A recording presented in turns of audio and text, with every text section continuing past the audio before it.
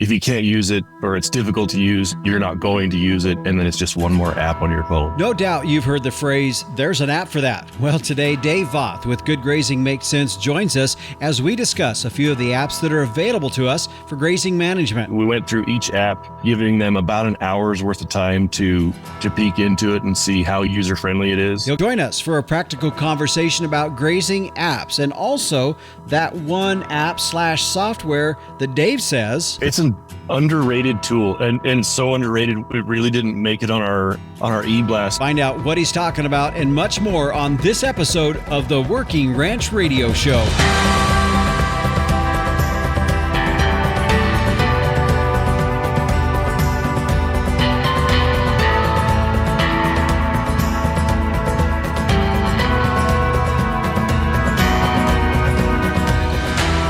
And we welcome you here to the Working Ranch Radio Show. I'm Justin Mills, your host. Glad to have you joining us here on our program today. And not going to dilly-dally too much here at the front end with a lot of formalities, as we do have a lot to cover.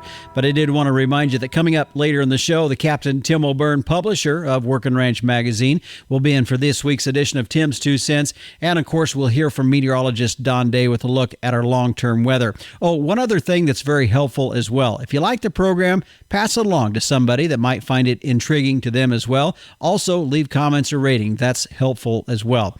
Well, turning now towards our subject at hand here today, as we are looking at apps that can be used by ranchers like you and I, or ranch managers that's helpful to them. Now, I do want to say one thing before we get started in this. The discussion that we have about all the different apps or software that's out there, it's not by no means endorsing those. It's just a frank discussion between two guys that ranch or manage ranching operations as well, and I think you'll find the dialogue very important. So joining us on our program today is Mr. Dave Voth with Good Grazing Makes Sense initiative. Now, that's part of the Society for Range Management, and he also has his own company called Integrated Grazing Management out of Elko, Nevada. And Dave, I know you've been here on the program before. It's good to have you back here on the Working Ranch Radio Show. Thanks for having me, Justin. It's always a pleasure to be on here. Dave, I reached out to you after I saw the e-blast come through from the Good Grazing Makes Sense from you all regarding different apps that you're reviewing and kind of looking at that, grazers or land managers, those kinds of things, ranchers like myself might find useful. And man, I went to that right away because really, as you kind of say in the phrase there's an app for that. And we really are starting to see a lot of apps, a lot of technology that can be integrated in our grazing management and just ranch management in general. It's funny. Well, you put out content. You probably know how this goes. You never know what's going to hit and what's going to miss. I did not see this one going to hit the way it did. We got a lot of response immediately on that one. Yeah. And I know just in the initial email that you've reviewed 3, we're going to talk about those here today. We'll get into that later on in the show, but there's also ones that you will be coming out with more information on that, and just maybe a plug for folks to get signed up for your guys' e-blast as well. Yeah, we weren't planning on doing more of these, but we got such a good response that we're going to put out at least one more round of reviews. We don't have plans for any beyond that, but I imagine this is something we'll come back to once in a while because it's an ever-developing industry, this technology and agriculture. Agriculture is one of those industries where technology is really not being used to its full extent. Mm-hmm. Yeah, that's for sure. And I think there's a lot of practicality in what we're going to talk about here today. Now, before we jump into looking at some of the specific apps that you reviewed and ones that you're going to be continuing to look at later on, let's first talk about how did this kind of come together? Because I know you yourself as a ranch manager and also with your company, Integrated Grazing Management, that you saw, as we talked about just a little bit ago, you started to see a lot of this technology starting to come more to the forefront. So talk about how you looked at this and your method of evaluating these apps. Yeah. So first of all, I want to say I'm not a tech guy, and I think that's why this has been kind of successful.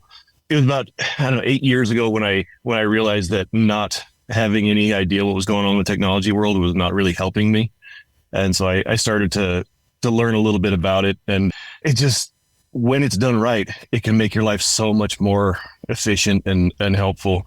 That being said, since so many producers are not tech wizards, we decided to approach this really from a producer standpoint. And we went through each app giving them about an hour's worth of time to peek into it and see how user friendly it is. Can you get rolling with this thing within an hour or not, was kind of our no go on usability. Now, that being said, it is probably not fair to the folks who put this stuff out. 1 hour probably doesn't give you enough time to get into all the bells and whistles of it. And so I just want to make that disclaimer first and foremost, that this is mostly about the usability of it first, and then the functionality of it. If you can't use it, or it's difficult to use, you're not going to use it. And then it's just one more app on your phone that's just taking up space. Yeah. Was there anything else from a standpoint in terms of, apps that you were looking at in terms of certain things that they were focused on? I know from Society for Range Management, there's a lot of range management elements that you all look at, but in general, what specifically were some things that kind of were captivating, that were the first choices for you to look at some of these apps? What was kind of the focus you were looking at? So, using the Good Grazing Makes Sense model, we're really focused on how good range management can be profitable economically. That's kind of the lens we see everything through in this program. That being said, I was surprised at how different each of these apps are. And I found almost immediately that not one app is going to do everything I want it to do. Some are very focused on ecology. Some are very focused on the economics of it. A lot of them are focused on communication. So it's not really telling you something extremely important, but it's giving you important information that's easy to share with other folks. And without giving away too much, I really thought most of them were going to be like Pasture Map, where it's about grazing, time of grazing, when you're in pasture A and when you move to pasture B. And to me, that means you can focus on recovery time for grass. That's what I'm looking at most of the time, is that recovery time for grass. A surprise to see that not a lot of them were really like that. They might focus on recovery time just based on a spreadsheet, but Pasture Map was kind of the impetus for this. I was wondering how many of these are like Pasture Map, and I hadn't used Pasture Map before, but a few friends of mine had. They come at the ecology side from a lot of different angles, and I would say most of them are used for communication tools at their best. That's what they do really well. There's very few of these apps I found that a simple spreadsheet couldn't get you the same information. But if you send a spreadsheet to somebody in email, and you're lucky if it even gets looked at, let alone understood.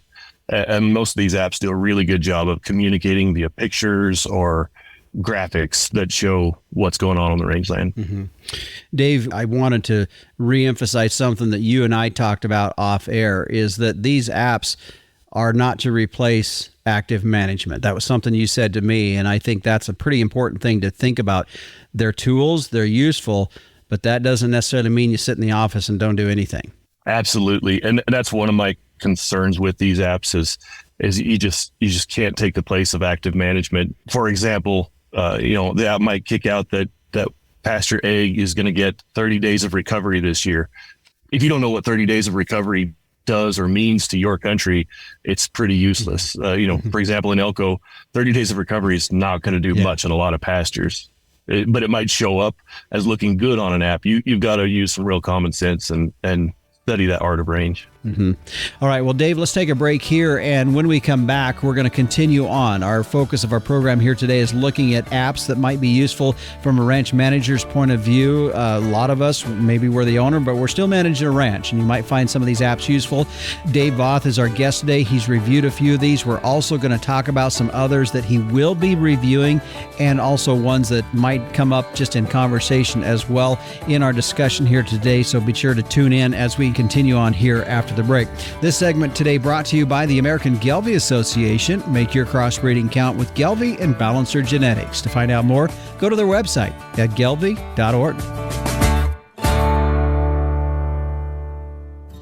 Capitalize on crossbreeding with Gelbvieh and Balancer bulls. Raise replacement females with added fertility, increased longevity, and greater productivity. Gelbvieh and Balancer influenced females wean more pounds of calf per cow exposed. In the feed yard, Balancer influenced cattle offer increased performance, improved feed efficiency, and have excellent carcass merit. Balancers add the pounds, make the grade, and deliver the value. Make your crossbreeding count with Gelbvieh and Balancer Genetics. Welcome back to the Working Ranch Radio Show. You know what? We want our horses healthy year-round, but in these times of the year, I know for us here on our ranch, we're riding horses considerably more than we do maybe in those winter months. And there's more talk than ever about the importance of probiotics in equine health. But did you know that not all probiotics are created equal?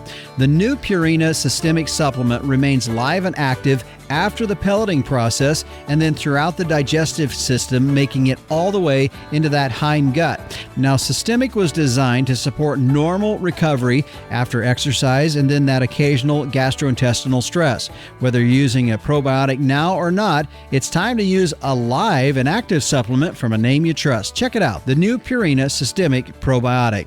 Well, as we turn now back to our program at hand, joining us on our program today is Mr. Dave Voth with the Society for Range Management's initiative, Good Grazing Makes Sense. He's out of Elko, Nevada. And when it talks about, if you want to talk to folks that really need to know how to do pasture management, it's going to be folks in those more arid climates. And they really start to understand that. And it's very useful, even if you're in a climate with a lot more precipitation. Boy, you can advance your ability in carrying capacity and soil management just by taking these same principles or apps or things that we're going to be talking about here today. Dave, the e-blasts that really caught a lot of folks' attention that we referenced in the last segment started looking at 3 specific apps that could be used for producers out there. However, before we start looking at those, there is kind of one universal app or program software that really kind of supersedes a lot of this because it is so useful, and that would be Google Earth. It's an underrated tool, and so underrated it really didn't make it on our e-blast because it's ubiquitous. And I can say I don't do any of these apps without first plugging it into Google Earth. I have my pastures lined out, my water lines, fences, everything in Google Earth first. And it's solid. Google Earth is not going anywhere. It's very user friendly, and it makes it super easy to save those images, save those shape files, and then plug them into an app from there. And we'll probably get into that a little bit later, but I use Google Earth as the base for all my mapping, even with like ArcGIS kind of stuff, which is really higher end. And I'm just kind of flirting with understanding ArcGIS, but I don't do any of that stuff without first putting it into Google Earth. It's a way to wrap your head around it first, save it, know where it's at, and then plug it in and start doing some cooler stuff with it. Because Google Earth is not meant for agriculture or pasture management, but it's a great mapping tool that you just can't beat. Yeah. Dave, I have used it, as you said, there for pasture mapping, and of course with the multiple layers that you can turn on or off with that, and literally through the use of a check mark on that you can have a lot of different scenarios. You know, a lot of people's places might have BLM land or Forest Service land, and you can turn those on and off and those kinds of things. One of the things that's also been very useful that I've found is planning out water lines. And talk a little bit about that and how that can be used. Absolutely. So it probably goes everywhere, but pasture management doesn't mean anything if you don't have water management first. Google Earth is the same thing, just my go-to place. I can test out where I would want to put it, measure the distance between this new water and the last water, measure elevation changes between them so you know how many breathers to put in or if that's even a viable spot to put a water line. One thing I would say, especially in Nevada where we have so much public land that I haven't found useful in Google Earth is land ownership. Yeah. That gets a little tricky because obviously we can't just put a pipeline right through BLM land. So I go back and forth between Onyx and Google Earth. Onyx, I think, is great it does a much better job of showing land ownership right down to the specific owner. But in terms of using Google Earth to plan out water lines, that same thing. First place I go is Google Earth. Same with fences. I put a lot of imaginary fences on Google Earth. If I had as many fences actually built as I put on Google Earth, I'd be more than broke from buying wire. Yeah. Dave, a hack that I have used on Google Earth that is always useful, and you can pay for this as well, but if you want just a temporary use of it, is kind of knowing where townships and section lines are at. And what available hack on that? There's one I know, but if you know it, then I was going to let you visit it and talk about it. I'm interested to hear your hack. I do know a way, but it's so complicated that I have to Google it on one screen and do it on the other screen as I'm doing it. So if you have an easier one, I'd love to hear that. So what I do is if you go to the website earthpoint.us, and you can download a KML file, which is what Google Earth's files are, is KML files. You can download a file that activates and shows on your Google Earth section lines, townships, all those kinds of that information. Now you can buy a subscription to that, and it will give you, and you will have that forever. You can have that forever, or it'll give you a file that has only so many click-throughs. And usually, for me, in the course of a day of working through on something, I never go through all of those. But it gives you all your information for that, and that's really helpful, especially if you want to start mapping out ownerships or things like that are based on 40s. Which a lot of times they are. I mean, sometimes you might have an obscure ownership line, but for the most part, a lot of times in these big range outfits, it's based on 40s. And so that's what I found to be very useful in Google Earth to help you kind of get some of that stuff laid out. Because a lot of times, I mean, we kind of know, well, I know there's a marker there, so where does that fit on my deal? So your thoughts on that? That's a really handy hack. I usually upload a shapefile into ArcGIS, which is a paid-for subscription and it's pretty expensive, then save it as a KML. I really like the way you're talking about doing it. That kind of leads into something else we're going to talk about is saving KMLs. And I remember the first time I was in a meeting and people were talking about KMLs and KMZs and shapefiles, and I checked out immediately. I didn't know what they were talking about. And I just sat through the rest of the meeting. It was a couple hours meeting, and I don't know what these guys are talking about, whatever. So I learned a little bit about that, and it is shockingly easy to save things as KMLs or KMZs, especially if you have any kind of handle on Google Earth.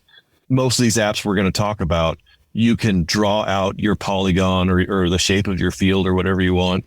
But as you're drawing it, you're never going to capture it exactly. You're going to be feet or even miles off when you're clicking to draw. If you can, it's probably the first thing I would learn how to do is to save as a KML or a KMZ, so you could just upload it into any app. So you're comparing apples to apples across the board. It would save that same shape, the shape of your field, and plug it into various apps. Because one of the things I found is that, and I think we talked about this, not one of these apps can do everything that I want it to do. It's kind of like a Swiss Army knife. Swiss Army knife doesn't have a great toothpick, but sometimes it works. Yeah. Same with the scissors on it. The more things an app is going to try and do, the less well it does everything. So I have found that there's not one app there's some that are my go-to for certain things, but I have to have several of them to get everything I want out of them. Yeah. And that's a good point. And that ability to get into those. I think as you said there, if we can get familiar with Google Earth, because not only do some of these other apps use it, but there's also other folks in our business. Maybe we're planning out an irrigation system. Maybe we're going to the NRCS office. Different things like that. You're applying for an EQIP grant through USDA. A lot of this stuff can be integrated in that. So I think first and foremost, understanding Google Earth is very, very helpful, understanding the KML files, and then we can start now looking at these apps. We're going to take a break here, and when we come back, we're going to jump into this. I keep promising we're going to talk about apps, but I had forgot when we went to the last segment that we really did need to talk about Google Earth, and Dave reminded me about that as we were on break there. We need to talk about that, and that's true. I think you're going to find a lot of value in there. One other hack before we go to break. Dave, did you know there's a game in Google Earth? Are you aware of that? They're not a game, but there is a flight simulator in Google Earth. Did you know? Oh, yeah. Yeah, that's pretty cool. So I've crashed many, many times. You can fly over your land, pretend you're shooting coyotes. So, Dave, we're going to take a break. When we come back, we will jump in. I promise we'll get into looking at some of these apps they've reviewed, what Dave has reviewed, as well as discussion about some other ones as well. We're going to take a break here. But while we take a break, why don't you head to the coffee pot and refill? That's what I'm going to do. I've got a pot of Cowpuncher coffee brewed up. It's what I've been working on here this morning. And if you're looking for a new brand of coffee, why don't you give them a try? Cowpuncher Coffee. They've got a lot of different varieties and flavors you can check out. Give Jim or Tricia Williams a call or check them out online. Go to their website at cowpunchercoffee.com. Grab a mug and let's spur the day with Cowpuncher Coffee.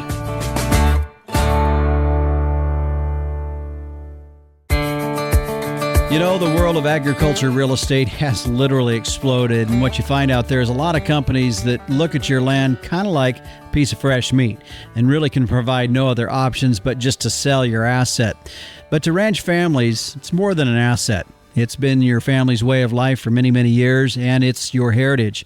And if you're looking at some changes, wouldn't you like to just sit across the table at least once with someone that could provide you with some multiple options about the possible future of your asset? Back in 1946, when Henry Wall and his son Warren founded Hall Mortgage Company, they built relationships with hardworking ranchers all across the country by providing solid and trusting advice that was guided by a principle of integrity. Now, today, we know them as Hall & Hall, and nothing has changed with how they work with folks. Now, while selling might be what you've been considering, have you thought about all your options? At Hall & Hall, they're multifaceted in their ability to not only broker real estate throughout the United States and Canada and or provide long-term financing for buyers, but also appraisals, brokerage, or auction services for landowners. But yet, at the end of it, they still do have a very strong desire to see land stay in production agriculture. Now, whether it's the current ranch family owners or maybe new buyers, Hall & Hall can assist with day-to-day operations to hiring or even lease negotiations. You know, and here's another thing. At Hall & Hall, they have folks all across the country, which means you can work with someone that knows your country and understands your type of operation. Since 1946, Hall & Hall has been dedicated to the land and landowners. And if you're at a point where you're ready to sit down and maybe consider some changes and talk about the future of your land asset, or maybe just brainstorm some options, encourage you to reach out to the folks at Hall & Hall. You can go to their website to find out more information at hallandhall.com.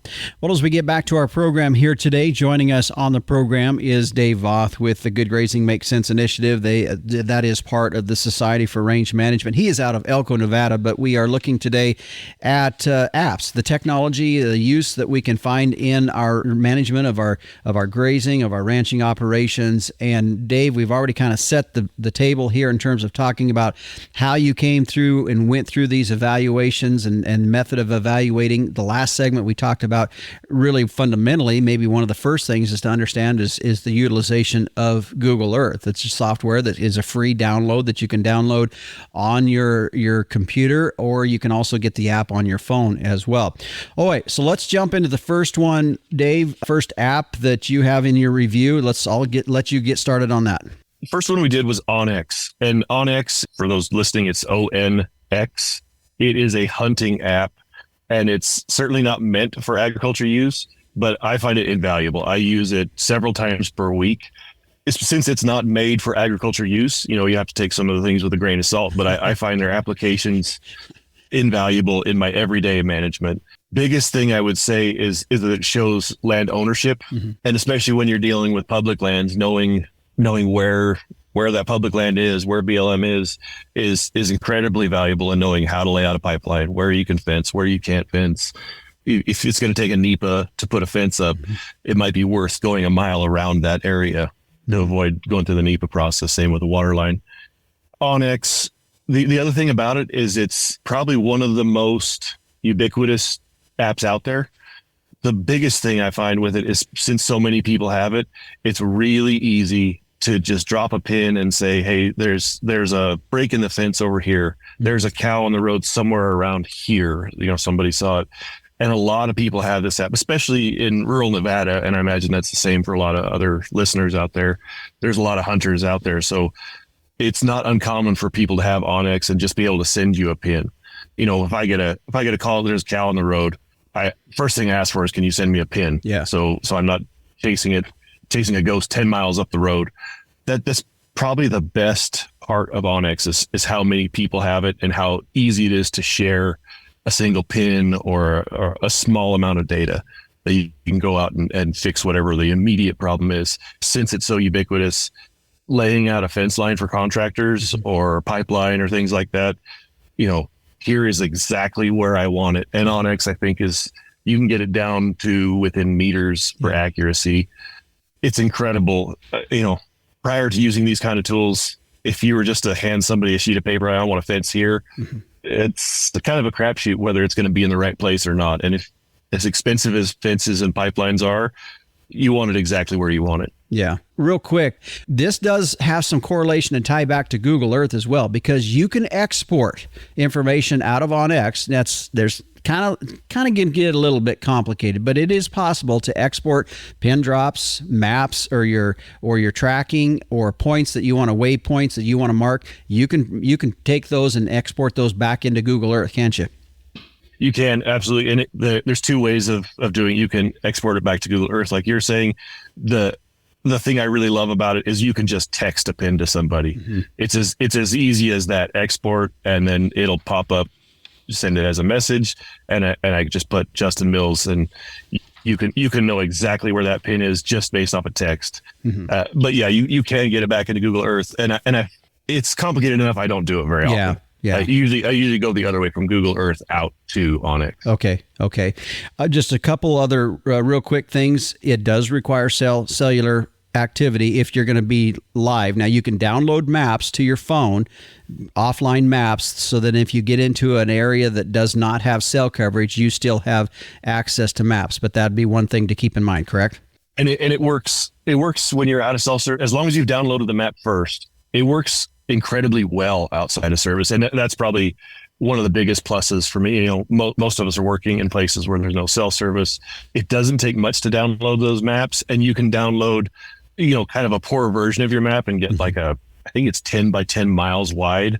I do that all the time. Just download a huge swath of area and know that I'm going to be around there somewhere. Yeah. Okay. All right. Let's move on to the second one, and the one you want to get into, pasture map. I know you talked a little bit about it already a bit, but let's talk about that. Pasture map was kind of what I thought all these were going to be like. Pasture map is I mean, obviously it's in the name. It is made for pasture use. It's a great tool, kind of like we were saying before, for communication. It captures a lot of the things that are important to grazing management, but you still have to know the context for that. We talked earlier about recovery periods for grass, and it will tell you can plan out your recovery periods. You still have to know what your production's like. You still have to know what adequate recovery is like in your area. So it leaves me a little concerned that people might use it as a crutch. You still have to know a tremendous amount about rangeland to use it well. Mm-hmm. That being said, if you're even thinking about recovery time for grass, you're in a much better situation than a lot of folks. Mm-hmm.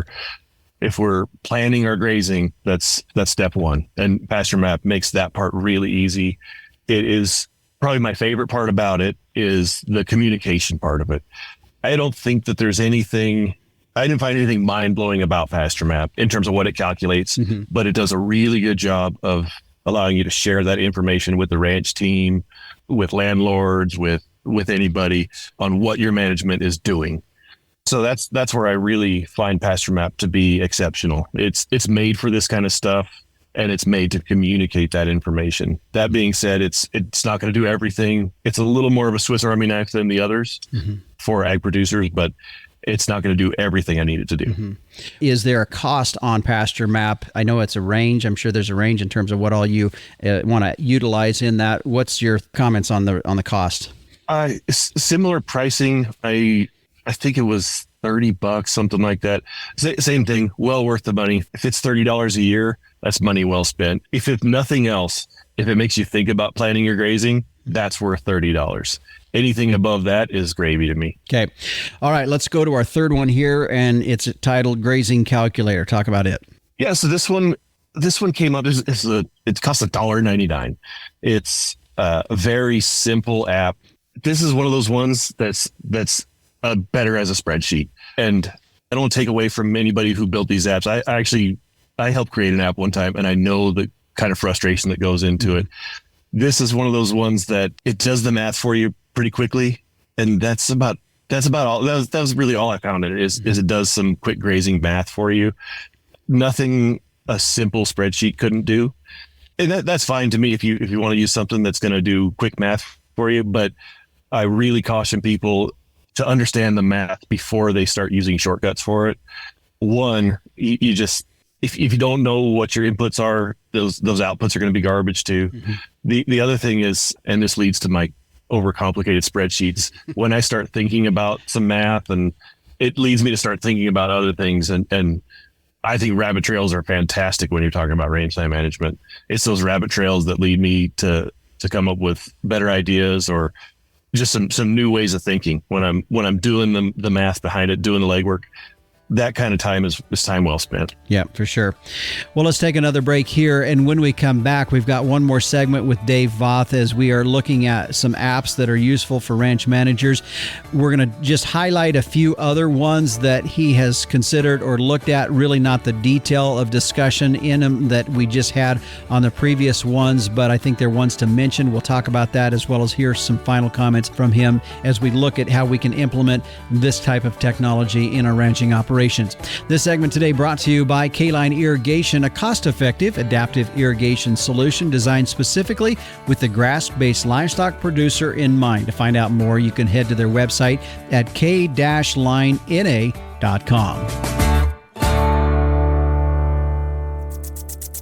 This year, choose to unlock the full potential of your cattle operation with K-Line Irrigation, the affordable and dynamic solution for grass-based livestock operations. Beat drought by planning ahead with the most user-friendly irrigation system. K-Line systems ensure optimal water distribution across all acres and are unencumbered by obstacles such as fence lines or steep terrain. Don't miss out on untapped pasture potential. Choose K-Line to secure the future of your grazing operation. For more information, visit our website at www.k-linena.com. Be sure to fill out a consultation form so our designers can create an estimate for your project. K-Line Irrigation, for greener, more productive pastures anywhere.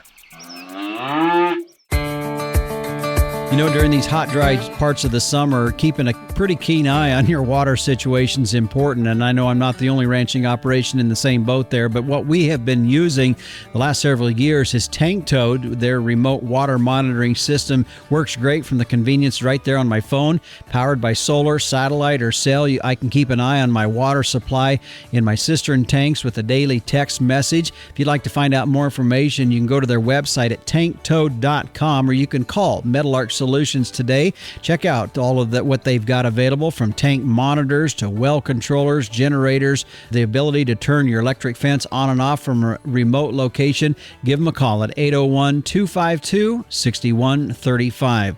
Well, as we continue on now and wrap up our discussion here today with our final segment with Dave Voth, he is with the Good Grazing Makes Sense initiative for the Society for Range Management.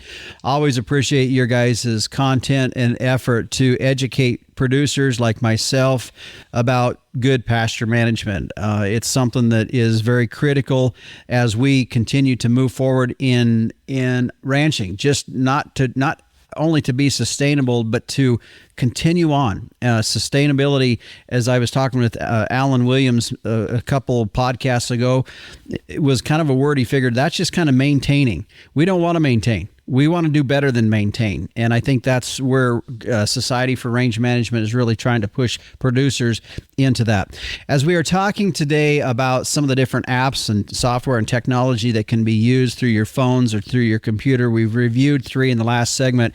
And Dave, as we kind of wrap up our conversation today, I know you guys have another e-blast coming out that you have more reviews. And let's just talk briefly about what some of those apps that you're going to be looking at in the next e-blast. Yeah, so we weren't planning on a second e-blast, but based on the feedback, we're going to do at least one more.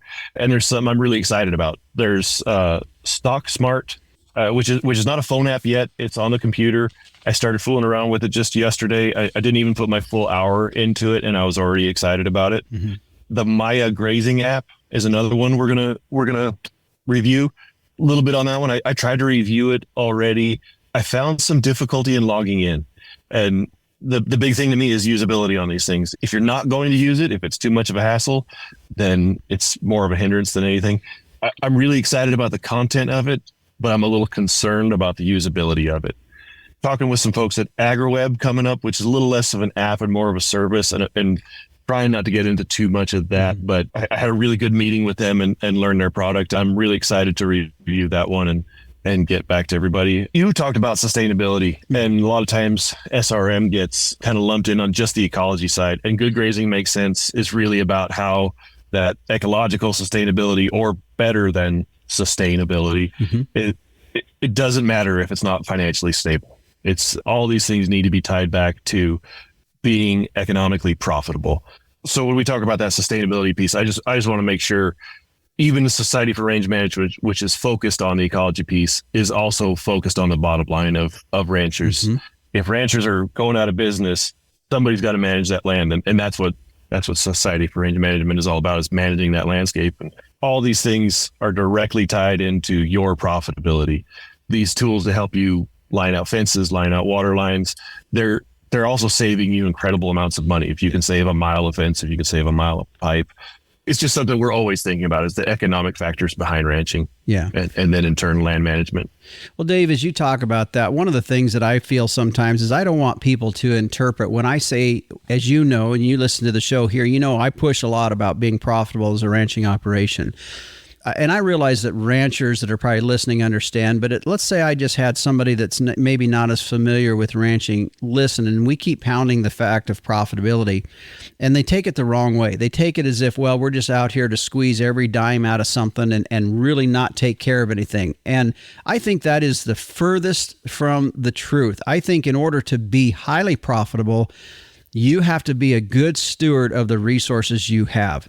And I just don't want that to be misunderstood. And I think that's what you're saying here. We're being efficient with our tools. We got some tools, but at the end of the day, we've got to be profitable. Being profitable means we're good stewards. Absolutely. Among producers, there's always this kind of badge of honor for being broke or working 80 hours a day. And that's just not a sustainable way of thinking. Being profitable means more than just staying in business and passing on a bad business to the next generation. If your business isn't truly economically profitable, turning a profit every year that you can invest in, that's not a great way to manage land. That's definitely not sustainable, and it's certainly not something you want to pass on to the next generation. A millstone around the next generation's neck. You're burdened now with managing this land the best way you can. Nobody wants that. Yeah. Everybody wants a happy family that's making a decent living with time enough to spend with your family while actively managing the landscape in a way that I think we're meant to do. Yeah, that's a very good way to say that. Just some other apps that I know you mentioned real quickly. We're not going to go into full details of them, but I know you just made mention of some of those. There was like 5 of those: Plant ID, Cow Poop Analyzer, range photo monitoring, cattle record keeping with Cattle Max, Cattle Market Mobile. Just some brief comments about some of those apps or just in general what you're finding. Yeah, so, kind of like that Swiss Army knife, the cow pooping app or whatever it is, that's very specific and probably not something I'm going to use every day, but they're fun. To me, more just a way to learn from. The marketing side of things, there's a lot more of those that we really didn't get too much into because there's so many of them. We work a lot with Beef Basis. That's one of my favorites. We do a lot of presentations together on that one. But the marketing side of things that's just kind of a different world that we haven't gotten into yet. I think it's worth getting into, maybe as its own separate thing, just focused on marketing. Yeah. I'm surprised we went into this with the focus on pasture and range management, and all of a sudden we're talking about lots of different things with lots of different apps. Marketing it's just different enough. I think it deserves its own segment. Yeah. I want to go back to one other thing. You mentioned here Plant ID app, but I know you can find some apps that are maybe a little bit more state specific. I know I've got one for more of the Western rangelands or for what I see here in Wyoming. So I know a Plant ID app for your phone, that's a pretty valuable resource as well. And I find myself using that from time to time. I use it quite a bit. I do quite a bit of monitoring. So especially if I'm in a new area, those Plant ID apps are incredibly helpful. And I think you hit the nail on the head. It's when you get into state specific ones, I use it probably as a crutch more than I should. But I love those Plant ID apps. I think they're just fun, if nothing else. Yeah. What's very helpful, if you don't want to use an app, just hire your son that's out of college or in college, going through a range class, or an FFA kid that's just been in range camp, coming out of range camp and does range judging. Those kids, they know their plants. Yeah. Or just find a plant nerd. Plant nerds always love to ID stuff. Yeah. All right. Well, Dave, a great conversation. Before we go, though, just some final wrap up from you about this as we look at these tools. Just some final comments from you about what we've talked about here today. Yeah. One of the biggest things is don't be afraid to mess it up. Some of the best advice I got was from my wife when I was getting frustrated with technology, and she told me, "You don't know enough about computers to permanently break it." And it's so true. I don't know enough about computers to really break the whole thing unless I throw it across the room. So don't be afraid to press some buttons and try things out. You can always delete it and try again. Definitely don't be afraid to learn how to save those images, those polygons, as a KML or a shapefile. That's probably the first step to any of these things. I was getting into StockSmart the other day. The first thing it asked for was you could draw it or you could import a KML. And I put it away until I could get back to a KML to drag in there. That makes life so much easier on any of these apps is if you know how to save as a KML, KMZ, shapefile, any of those things. Also basic spreadsheet stuff. If you don't want to have a lot of apps, just take a small amount of time to get into Excel or even Google Sheets. Just do some basic math on those things. I don't want anybody to avoid getting any of these apps, but you can save a lot of time by just having some real basic spreadsheet knowledge. Mm-hmm. All right. Well, Dave, before we go here too, we keep referencing the fact that you guys do send out e-blasts through the Good Grazing Makes Sense initiative. And let's just really quickly talk about if folks are really wanting to get into more pasture management resources, how can they do that? So broadly, just check out SRM, Society for Range Management. It is filled. It's a lot of academics. It's a lot of agency folks, but we're getting more producers involved. I would check out SRM, Society for Range Management, first. If you're more interested in just this economic and ecology combination, that's what Good Grazing Makes Sense is here for. It's part of SRM. I tell people a lot of times that when I first found Society for Range Management as a producer, I was intimidated. I don't operate at this level. Yeah, it is for everybody. There's a level for everybody, and nobody walks out of there with less information, less knowledge than when they came in. Yep, that's for sure. So what's the website for folks to go in and even to get signed up for if they want to get these newsletters? Goodgrazing.org. Okay, perfect. Simple. Goodgrazing.org is where you can do that. Dave, thanks for joining us. Very useful information. Looking forward to the next e-blast coming out on that. I think it's very practical information, and I appreciate your guys' effort in doing this. Thanks for having me, Justin. You bet. And again, Dave Voth has been my guest here today. Just a couple websites that he threw out there that I want to remind you about. Again, goodgrazing.org was the website we were just talking about a little bit ago, but also you mentioned Society for Range Management. Their website is rangelands.org. And you might also put on your calendar February 9th through the 13th will be the Society for Range Management's annual meeting in Spokane, Washington. Stay with us. When we come back, Captain Tim O'Byrne will be in with this week's edition of Tim's 2 Cents, and we'll hear from meteorologist Don Day on our long-term weather. Fascinated by our wild weather? Now you can learn, appreciate, and understand the weather in your own backyard with the new Tropo Rain Gauge. Having achieved the highest rating of any product reviewed by the WeatherStationExperts.com, the Tropo boasts rugged durability, impeccable accuracy, and precision to the 100th of an inch. Visit MeasureRain.com to order a Tropo today and use code RAINDAY. That's RAINDAY for free shipping and 10% off. Go to MeasureRain.com. Hey, Justin. Hey, everybody out there in Working Ranch Radio Land. Speaking to you from my studio here in the Nevada Southwest Desert. Monsoon, thunder, lightning, all kinds of flash flooding and good moisture. Hope you guys are having a good week. The desert sure needed this monsoon, I'll tell you that much. Check out the summer issue, Working Ranch Magazine, page 103, Life of an Ag Teacher. This is written by an ag teacher, Joe Tyus. He submitted this great letter. To my students, as I drove home this evening from school, I was reflecting on my year as an agriculture science teacher. The sun slipping lower was painting the western sky, and I sensed a peaceful satisfaction wash over me as I drove my truck home. It had been a long day. We had our regular school duties, taking kids on a college visit, then loading a sick pig and taking it to the vet for a student. After getting the student's animal settled and grabbing a quick bite to eat, I ran by my place to check on a very pregnant heifer who I'm hoping doesn't need assistance in the days to come. I don't remember the early mornings and late nights with my FFA kids as challenges, struggles, or inconveniences, but as beautiful opportunities to pour into the lives of these kids. My heart desires to help them grow into the people they are meant to become. As we have long truck rides and pancake suppers, we have times of great laughter, meaningful talks, and interesting conversations. That is the joy of being an agriculture teacher. We get to be around kids apart from the classroom, and it is in those moments that we get to speak life, encouragement, and caution to our students. Sure, we give advice, but I've learned to ask if I can dad them, meaning I'm going to talk to them like you are my own child and give you some advice. I hope they listen. Oftentimes they do. I let them know how much they mean to me and that I only want the very best for them. So that's what it's like to be an agriculture teacher. Early mornings, late nights, dusty hog pens with the beautiful opportunities to speak life and encouragement into teenagers. Recently, I had one of my students ask me what I would like to have for a present. I looked confused, and she told me, I want to get you something to tell you thank you for everything you've done for me. The fact that she wanted to give me a present to say thank you was enough, but I told her what I wanted.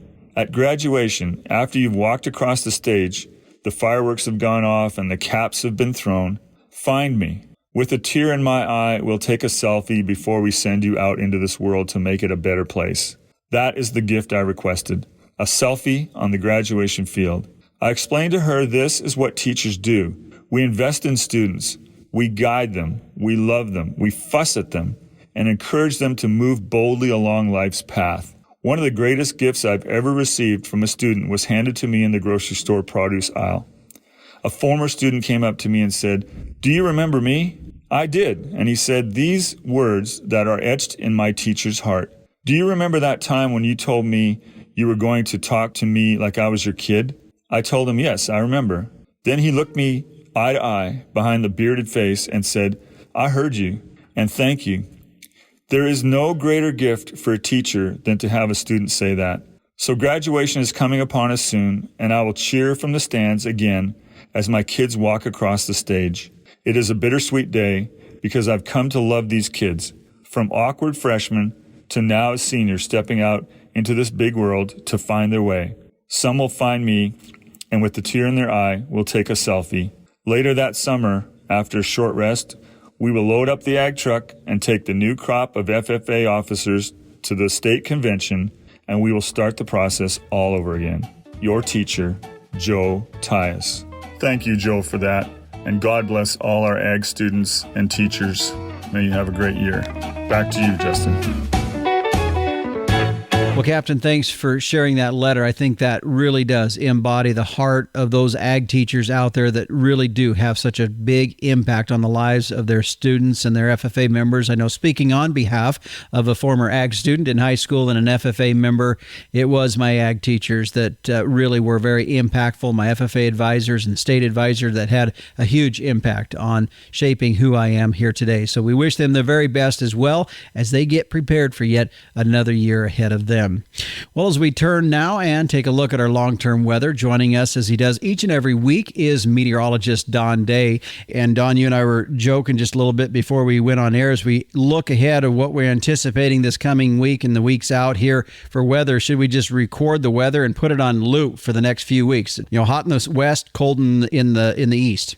Yeah, this time of year, you tend to get a pattern that will kind of get stagnant, not change very much. And you expect that midsummer. You kind of get into that, call it the summer doldrums, where you are is where you're likely going to be over the next 3 or 4 weeks. And, you know, you mentioned warm in the west and cool in the east. And that's really something here over the next week we're going to see. Temperatures are actually in the Corn Belt, the Midwest, the Great Lakes, and the east we'll actually see temperatures below average, well below average, while we have some very warm weather in the far west. There's going to be an area of heat that's going to extend from the southwest United States through California, the Pacific Northwest, the Great Basin states up into British Columbia and Alberta and Saskatchewan. Then you go to the other side of North America, from eastern Canada, from east of the Mississippi, then even down into Mexico. Those areas are going to be a little bit cooler. So there's going to be a contrast west to east across the nation. Mm-hmm. Okay, so something that we have not talked about for a while yet, and that is the temperature of the water out in the Pacific that brings in the El Niños, La Niñas.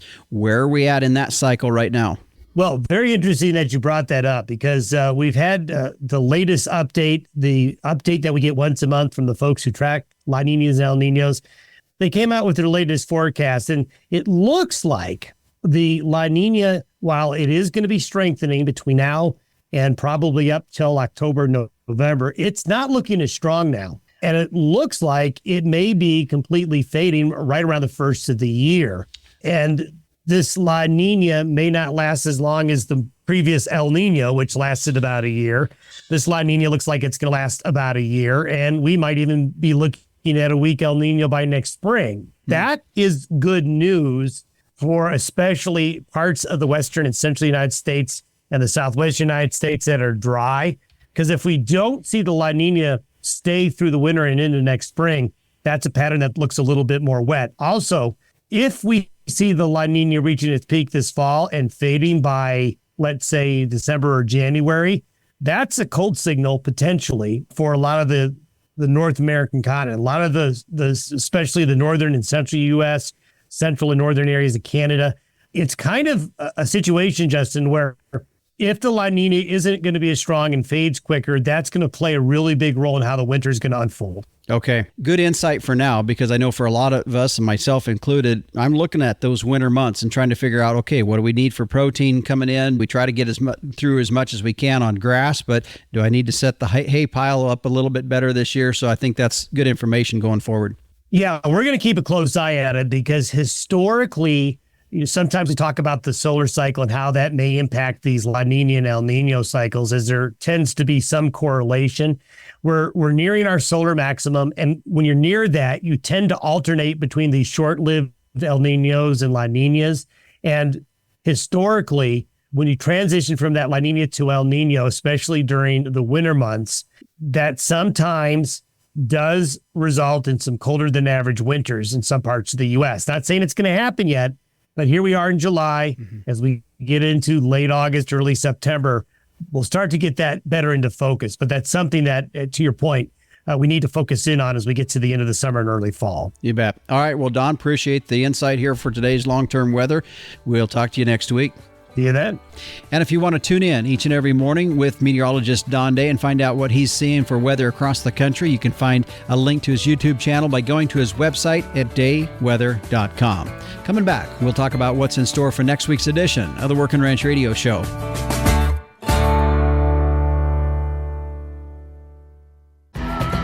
Well, if you heard something here today and you have questions about it for either myself or Dave Voth, please feel free to reach out to either one of us. You can find his contact information by going to their website at goodgrazing.org, or you can send me an email at justin.workingranch@gmail.com. Next week, Galen Garish with American Grazing Lands will be joining us as they sell an awful lot of fencing product to folks all across the country.